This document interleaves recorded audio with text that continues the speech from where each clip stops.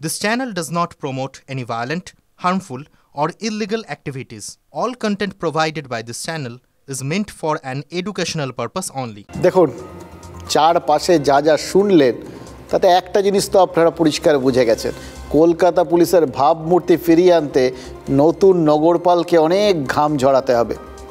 বীরভূমেও কিন্তু ভাব আর মূর্তি দুটোরই সংকট, ক্ষমতার দুই মূর্তি, তাদের মধ্যে ভাবনা রয়েছে না ভাবের অভাব রয়েছে, সেটা নিয়েই এখন বড় চিন্তা, জানেন তো, মানে আমাদের না, যাদের চিন্তা করার তাদের।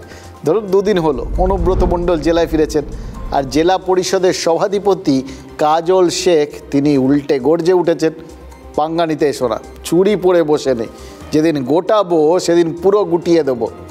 ডায়ালগ হিসেবে তো ফাটাফাটি, জানেন তো, মানে সিনেমায় এই হিরোরা যখন দেয় না, আজকাল তো রাজনীতিতে সবাই হিরো আর কি, মানে হিরোরাই রাজনীতিতে নেমে পড়েছে, সুতরাং এই সমস্ত ডায়লগগুলো যে কোনো দিন আপনি সিনেমায় শুনতে পাবেন কিন্তু, এবং শিওর সিটি মিটি, তারপর ওই পয়সা কী হয় এগুলো সব হবে আর কি। দেখুন নানুরের দলের কর্মী সভায় কাজল শেখ ছিলেন, কোন সময় ছিলেন? যখন দলের ওই সদর অফিসে বসে আছেন অনুব্রত মণ্ডল। কাজল কি বললেন সব খেলায় খেলতে জানি, দাবা খেলতে জানি, হাডুডুও খেলতে জানি। মানে খেলা হবে স্লোগানটা যে এরকম মানে সুদূর প্রসারিতার এফেক্ট, এটা পদে পদে টের পাচ্ছি, জানেন তো, মানতে হবে। মুখ্যমন্ত্রী মমতা বন্দ্যোপাধ্যায়ের কাছে বীরভূম জেলার অভিভাবক অনুব্রত মণ্ডল মহাশয়ের কাছ থেকে তারা যে দিশা দেখাবেন, যে পথ দেখাবেন, সেই পথে আমি চলব। কিন্তু গ্রুপবাজি দয়া করে করবেন না, গ্রুপবাজি করা কোনো প্রয়োজন নেই, তাদের জন্য ঠাঁই হবে না। আমি সব খেলায় খেলতে জানি, আমি দাবা খেলাও খেলতে জানি, হাডুডু খেলতে জানি। খেলা হবে গান শুনিয়ে, লাভ হবে না বন্ধু। আমি বুঝতে পেরেছিলাম তোমরা প্রাচীনে চেপে বসে আছো, তার আগেই দাবার চাল চেয়েছো। আমি পঞ্চায়েতে 5% খেতে আসিনি, আমি নদীর বাড়িতে 5% আসিনি। যদি দেখা পথে চলে সোজা পথে আমরা রাস্তা আমাদের জানা আছে, পাঙ্গা নিতে শোনা, আমি চুরি করে বসে নাই।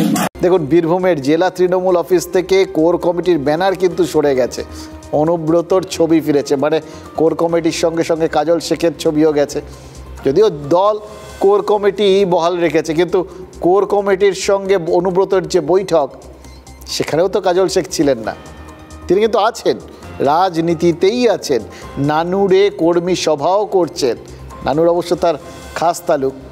সেই কর্মী সভায় বলেছেন অনুব্রত মণ্ডলের কথা শুনে চলবেন, কিন্তু গ্রুপবাজি নিয়ে হুঁশিয়ার করে দিচ্ছেন। আচ্ছা দেখুন, বীরভূমে যদি গ্রুপ হয় তাহলে তো থার্ড ফ্রন্ট হবে না, হয় অনুব্রতর গ্রুপ হবে, না হয় কাজলের গ্রুপ হবে। এবার কাজল নিজের গোষ্ঠীকে তো আর হুঁশিয়ারি দিতে যাবেন না, তাহলে হুমকিটা দিলেন কাদের? অনুব্রত বলেছিলেন বা তার পেটেন্ট ডায়ালগ ছিল ভয়ঙ্কর খেলা হবে। এবার কাজল বললেন তিনিও খেলা জানেন, হাডুডুর পাশাপাশি দাবা খেলাও জানেন।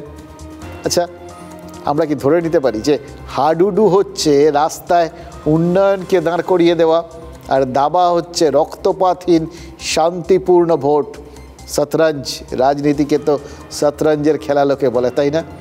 যেটা এই পঞ্চায়েত আর লোকসভা নির্বাচনে কাজল শেখ দেখিয়ে দিয়েছেন, আর তার উপর বলেছেন যে পঞ্চায়েতের পার্সেন্টেজ বা নদীর বালির টাকা নিতেও তিনি আসেননি। এর মানেটা কি? কেউ এ সমস্ত নিতেন? সেটাই তো বলতে গেলেন। গ্রুপবাজি নিশ্চয়ই কেউ করতেন। গত বছর তিনি ছিলেন না, তার বাড়িতে দুর্গাপূজা অনুষ্ঠানে গিয়েছিলাম।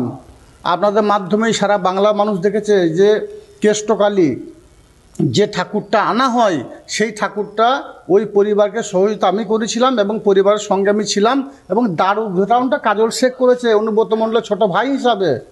সব হতে আমার সঙ্গে দূরত্বটা কোথায় আমি তো খুঁজে পাচ্ছি না, জানি না কোন সূত্র ধরে আপনারা খুঁজে পাচ্ছেন। প্রথম মিষ্টিবিলি কাজল শেখই করেছিলেন, আর প্রথম হুমকি কাজল শেখই দেওয়া শুরু করলেন। তাহলে যে শেকল করা বাঘ, তাকে হুলো বানানোর কাজটা কাজল শেখকে দিয়ে করানো হচ্ছে। বেশি বাড়াবাড়ি হলে তাকে কিন্তু মেনি বানিয়ে দেওয়া হবে। একজন লোক 2 বছর বাদে বাড়ি ফিরেছেন, আর একজনের একটা রাজ্যের তৈরি করে দেওয়া কমিটি করে চালিয়েছেন, এবং দুপক্ষ একসঙ্গে সুন্দরভাবে চলার চেষ্টা করছেন, এবং এতদিন বাদে তাদের মানে দেখা হচ্ছে বা যোগাযোগ হচ্ছে। জলটা থিতেতেও তো লোকে সময় দেয়, এখন থেকে যদি আপনারা খোঁজেন। যেখানে আছে এমএলএ, লিডার, হ্যাঁ, সভাধিপতি, সবাই একসঙ্গে মিলে কাজ করে আর মানুষের পাশে থাকে। কালী পুজোর পর, দিওয়ালির পর ব্লকে ব্লকে যাবো, মিটিং করবো, সব। আর সরাসরি আমাকে ফোন করবেন, আর মাধ্যমে ফোন করবেন না, আমি নিজে ফোন করবো, নিয়ে